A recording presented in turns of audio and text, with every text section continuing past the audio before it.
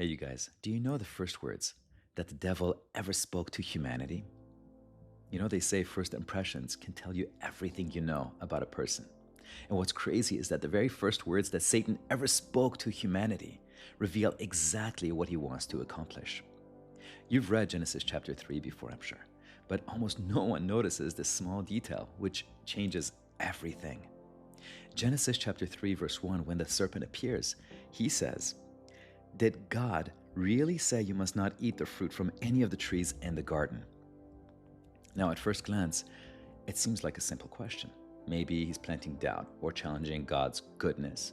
But something so much deeper is happening here. And in order to see it, you have to look at how God is named in the story up to that point. From Genesis chapter 1, verse 1, all the way to Genesis chapter 2, verse 3, God is referred to as God, or in Hebrew, Elohim, 35 times. And that highlights him as the creator, powerful, majestic, sovereign. But from Genesis chapter 2, verse 4 and onward, something changes.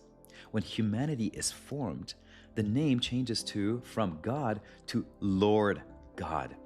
And Lord God appears 11 times before the serpent appears. Now, Lord God is the covenant name, the relational name. Lord God is the intimate name of a God who forms humanity with his own hands and walks with his creation.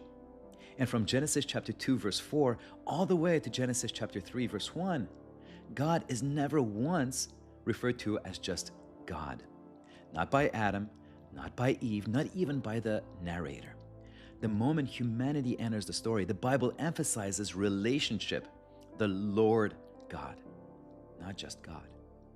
But in the first few words that the serpent speaks, that changes. His very first words are, "Did God really say?" Did you notice what he did? He drops the covenant name. He refuses to say Lord. He reverts back to the distant, non-relational title of God, the same title used before humans were ever created. And this is the first time in the entire relational story of humanity that God is referred to without his relational name. And that's not a coincidence. Satan's first tactic wasn't simply to make Eve doubt. It was to make God feel so distant, impersonal, a creator that is abstract, out there, instead of the Lord who is near.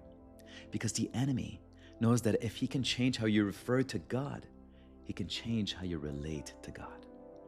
In his very first sentence, the first words that come out of